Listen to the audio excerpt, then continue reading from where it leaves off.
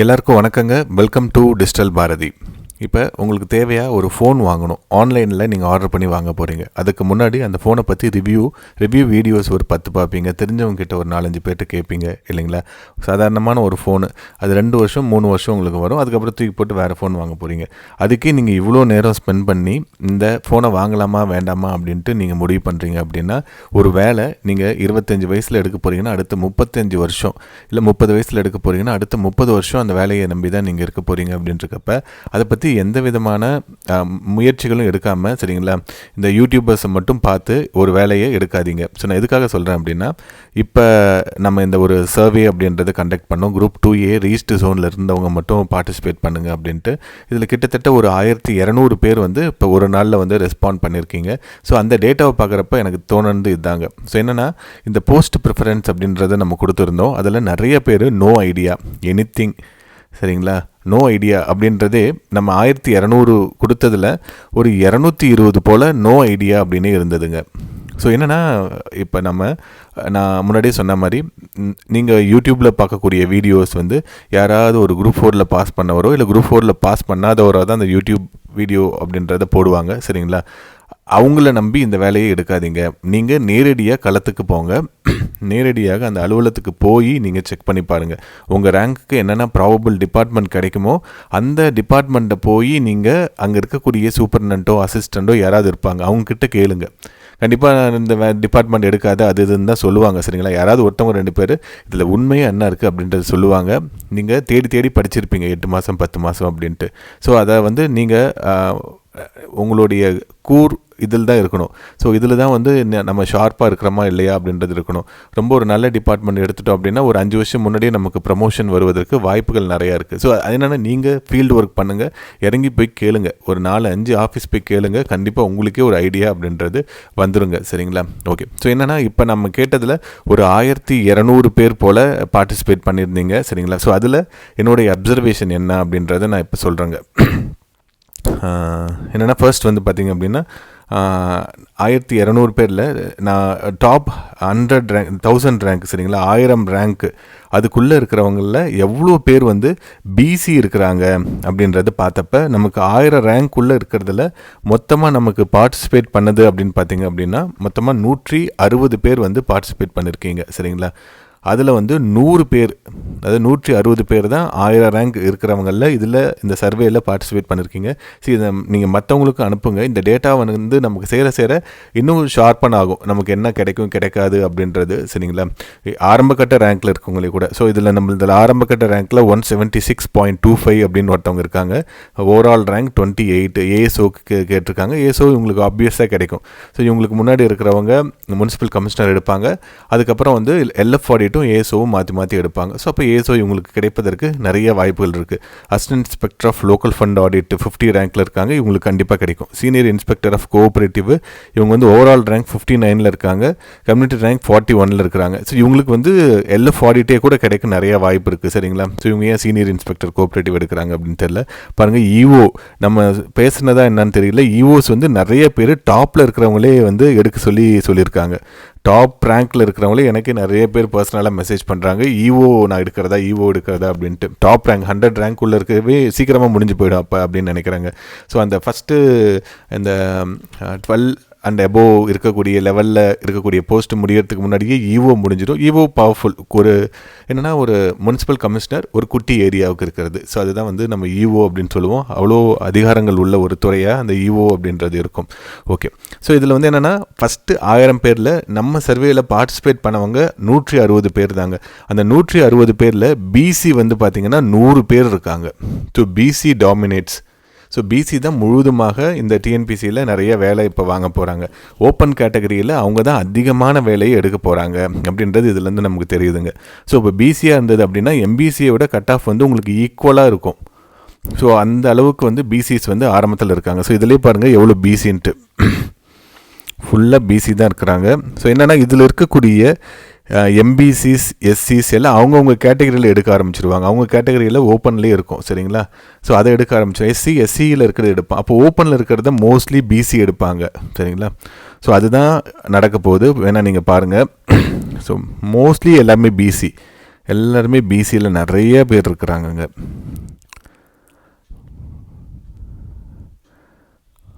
So அடுத்து ஒன்று English medium. So அதை நான் பின்னாடி வரேன். நான் பார்த்தீங்கன்னா உங்களுக்கு ஓரளவு எல்லாமே தெளிவாக தெரிஞ்சிருக்கும். ஓகே, ஸோ எம்பிசிஸ் வந்து எவ்வளோ பேர் இருக்கிறாங்க அப்படின்னு பார்த்தீங்கன்னா எம்பிசி 33 பேர் இருக்காங்க. டாப் 100,000 ரேங்க்கில் நமக்கு வந்த ரேங்க் வந்து 160 பேர் தான் மொத்தமாக கொடுத்துருந்தாங்க. அதில் வந்து 160ல் 33 பேர். ஸோ 100 பேர் வந்து பிசியாக இருக்கிறாங்க, 33 பேர் எம்பிசியாக இருக்கிறாங்க. சரிங்களா? ஸோ அடுத்து வந்து பிசிஎம் 2 பேர் இருக்காங்க. அதுக்கப்புறம் இந்த ஓப்பன் கேட்டகரியில் இருக்கிறவங்க 4 பேர் இருக்கிறாங்க அதில். சரிங்களா? எஸ்சி வந்து 13 பேர் இருக்காங்க. அதாவது டாப் 1000 ரேங்க்கு நமக்கு கொடுத்தவங்க வெறும் 160 பேர். அந்த 160 பேரில் 13 பேர் இருக்கிறாங்க. சரிங்களா? ஓகே, ஸோ அப்படின்னா என்னென்னா மெஜாரிட்டியாக பிசிஸ் எடுப்பாங்க. பிசிஸ் வந்து என்ன பண்ணுவாங்க, ஓப்பன் கேட்டகரியில் இருக்கக்கூடியதை அதிகமான பணியிடங்களை அவங்க தான் எடுப்பாங்க. ஸோ இது அப்சர்வேஷன் 1. சரிங்களா? அப்சர்வேஷன் 2 என்ன அப்படின்னா, இந்த தமிழ் மீடியம் எழுதவங்க யாராவது இருக்காங்களா இல்லையா அப்படின்றது. ஸோ தமிழில் எழுதுறவங்க இருக்காங்களா அப்படின்னா இருக்கிறாங்க. இப்போ பாருங்கள், நம்ம மீடியம் வந்து தமிழ் கொடுத்துருப்போம். ஒரு ஆர்ட்ஸ் டிகிரி எடுத்து ஒரு விருதுநகர்காரரு. சரிங்களா? ஸோ ஒரு எக்ஸர்வீஸ் மேனில் வராரு, இவருக்கு கணக்கில் சேர்த்த மாட்டோம் நம்ம. தமிழ் வேறு எங்கே இருக்காங்கன்னா, ஸோ தமிழ் இருக்கிறாங்க. ஓகே, இங்கே பாருங்கள் 169. சரிங்களா? ஸோ 169.25 எடுத்திருக்காங்க. கன்னியாகுமரி சயின்ஸ் டிகிரி படித்தவங்க. ஸோ இவங்க வந்து ஓவரால் ரேங்க் 170. அதுக்கப்புறம் கம்யூனிட்டி ரேங்க் 114. சரிங்களா? ஸோ இவங்க தான் நம்ம இப்போ எடுத்ததில் டாப்பு. இதுக்கப்புறம் 168, இதோ பாருங்கள் 168.5 இருக்கிறாங்க, 191 இவங்க.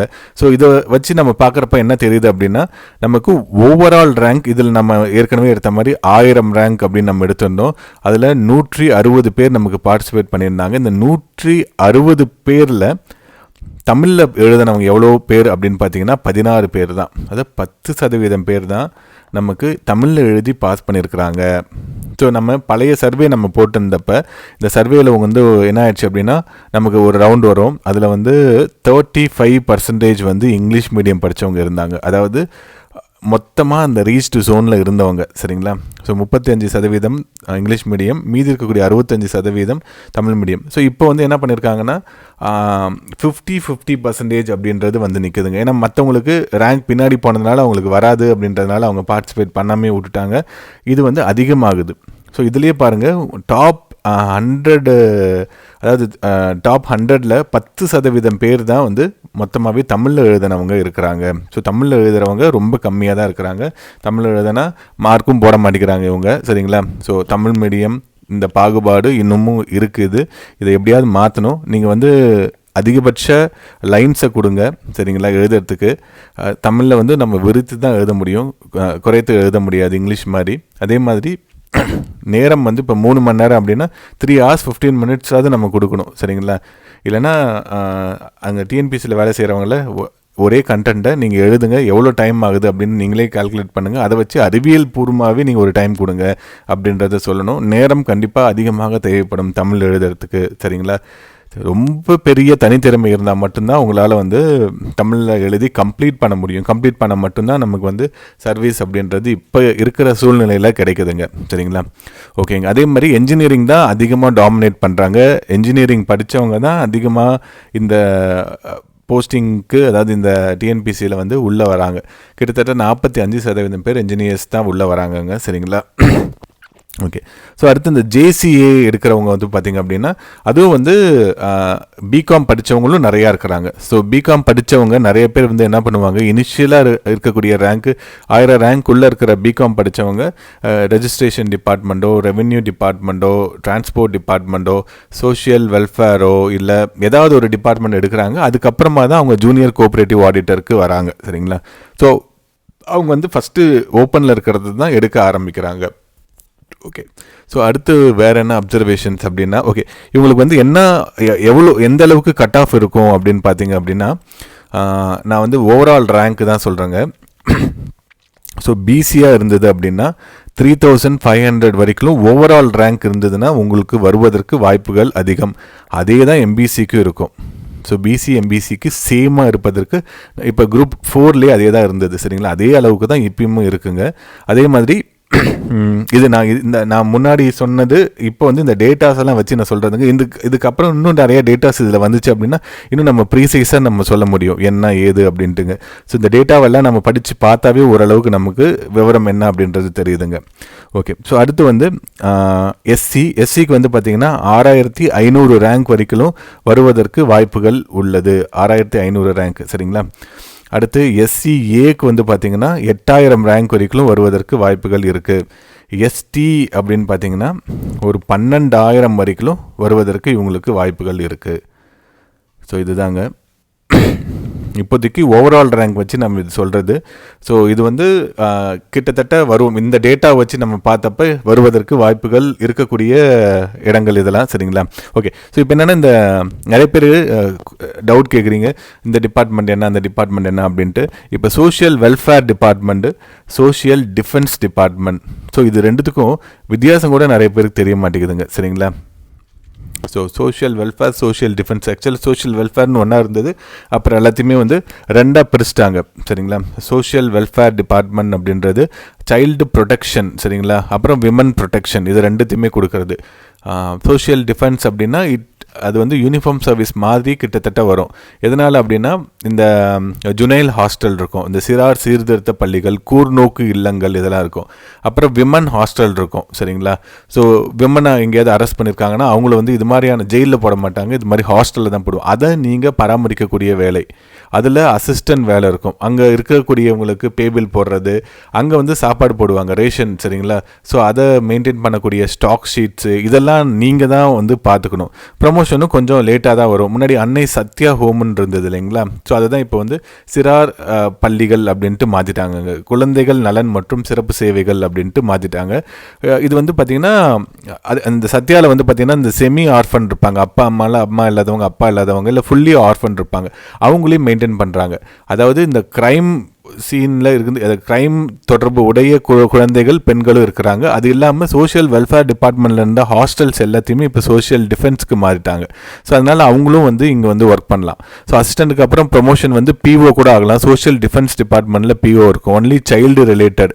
இதே வந்து பிரிசன் டிபார்ட்மெண்ட்டில் பிஓ இருக்கும், அது நம்ம கைதிகள் ரிலேட்டடாக வரக்கூடியது, சரிங்களா. கைதி படத்தில் பார்த்தீங்கன்னா கூட ஒரு லேடி பிஓவாக வருவாங்க இல்லைங்களா. ஸோ அது வரும். ஸோ அது மாதிரி பிஓ வந்து குழந்தைகள் ஏதாவது குற்றம் பண்ணியிருக்காங்க அப்படின்னா கூட. ஸோ விமன் ஹாஸ்டல் வந்து ஒரு விமன் ஹோம் வந்து 5 இருக்குது. சைல்டு ஹாஸ்டல் வந்து நிறைய இருக்குது, தமிழ்நாடு ஃபுல்லாக இருக்குது. அப்போ உங்களுக்கு எல்லா இடத்துலையுமே வந்து வேலை கிடைக்கும். அந்தந்த மாவட்டத்திலே இருக்கிறதுனால அந்தந்த மாவட்டத்திலே உங்களுக்கு வந்து வேலை கிடைப்பதற்கான வாய்ப்புகள் நிறையாவே இருக்குதுங்க, சரிங்களா. இது இல்லாமல் வேலூரில் பிளேஸ் ஃபார் சேஃப்டி ஹோம் அப்படின்ட்டு ஒன்று, அந்த 18-19 வயசில் இருக்கிற பசங்க ஏதாவது க்ரைம் பண்ணிட்டாங்கன்னா அவங்களுக்கு தனியாக இருக்கும். என்னென்னா இப்போ ஒரு குற்றம் ஒரு குழந்தை பண்ணிடுச்சு அப்படின்னா அவங்களுக்கு வந்து ஜெயிலில் போட மாட்டாங்க, கூர்நோக்கு பள்ளியில் தான் போடுவாங்க. ஸோ அதை நீங்கள் சூப்பர்வைஸ் பண்ணக்கூடிய, அதை அட்மின் பண்ணக்கூடிய வேலை தான் இருக்கும். பே பில் போடுறது நார்மலாக தான் இருக்கும். இதே நீங்கள் சோஷியல் வெல்ஃபேர் டிபார்ட்மெண்ட் போயிட்டீங்க அப்படின்னா அங்கே வந்து ஐசிடிஎஸ்லாம் இருக்கும், சரிங்களா.